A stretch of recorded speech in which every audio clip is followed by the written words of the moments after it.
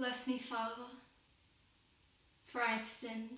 I have sinned against you and your church, against the foundations that universally bind the people of this earth. I seek solace in your loving embrace, seek redemption for the crimes of my heart that continue to gnaw on my conscience every waking hour. You, Father, have always taught us the value of peace. When we were as young and as impressionable as school children, we were constantly versed in the significance of attaining unconditional and pure connections with all around us. The unity of humanity above evil, the unity of all against the trials and tribulations of this world, overcoming the obstacles of desire and development to reach salvation in your presence. It's a goal that we should wish to achieve. We should wish to cast aside our mortal flesh and join you in your endless symphony of peace. As much as I have tried to force my head and heart to believe otherwise, I cannot bear to live a life after death. For in this second and final life, you have promised endless bliss and peace. To go to your realm is to be lost in a steady stream of smoke that pours out of factories and settles in every precipice of my body. Your smoky love would dull my senses and dim the light in my eyes. I cling to my mortality, for I fear what life would be like as an occupant of your celestial being. I shouldn't hold such fears to my heart, for I know that deep down inside, I shall not be granted the ticket of access to your kingdom of euphoria. My one measly excuse, my only glimpse of light in a grey, washed-out world, is that I had not known of the great number of innocent women that would be turned away from their jobs as a result of my organised revolt.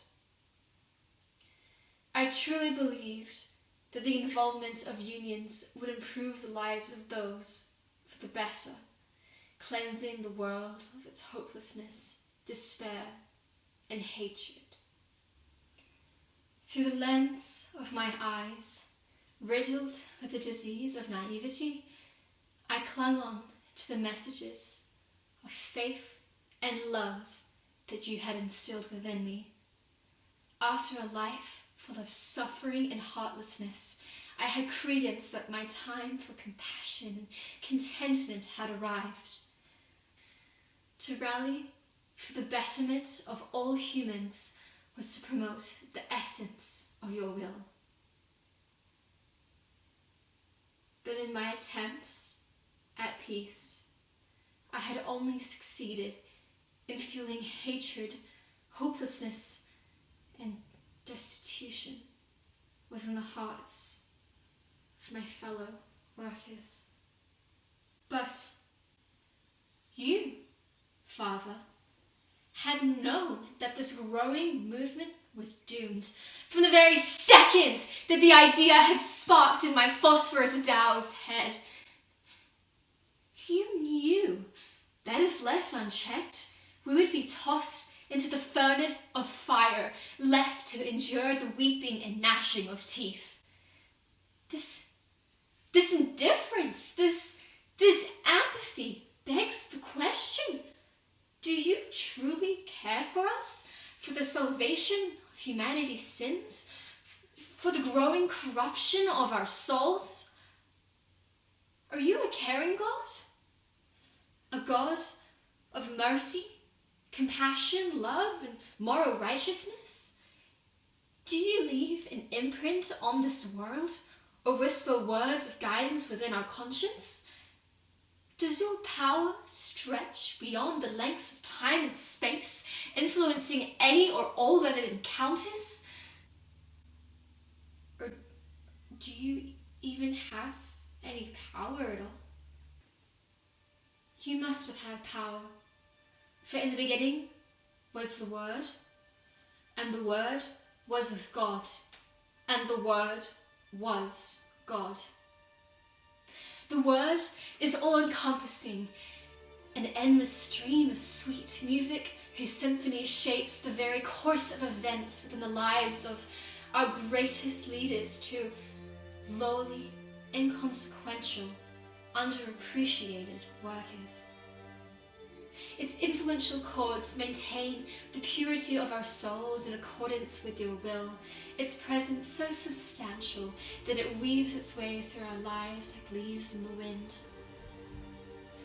We listened to your will, and in return, you continue to play your honeyed melody, fully convinced that we would never intervene, never disturb your solo performance. It never once crossed your omniscient mind that we would take the gift of the Word for ourselves. Every drop of sweat from our mortal bodies has unbalanced your Word.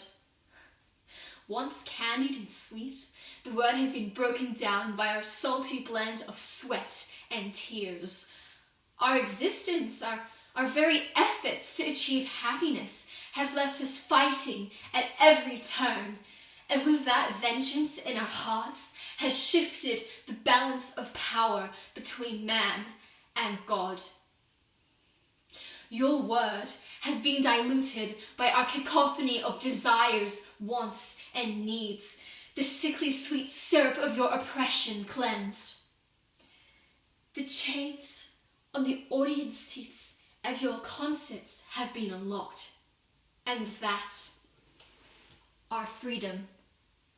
We have wrenched the influence of our mortal souls from your grasp, fabricating our own destinies. My own destiny is irrevocably linked to this movement.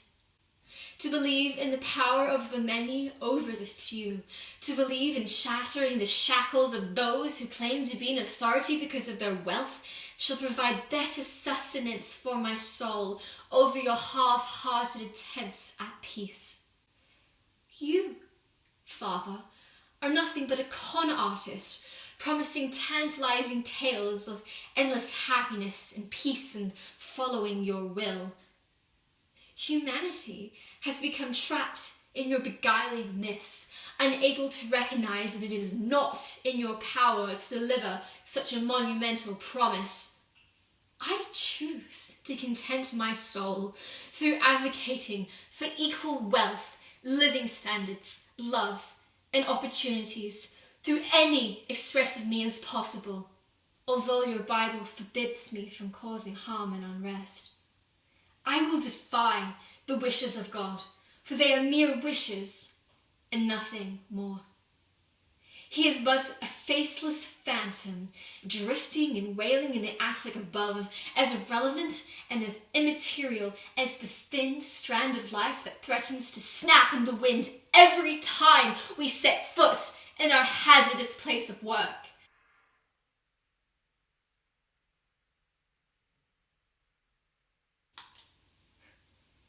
I choose to create and live by my self-governed ethical code, following the cry of war that resonates in my heart, mind, body, and soul. To follow this cry of war is to create a better world where love, equality, and prosperity will reign in the souls of all humanity.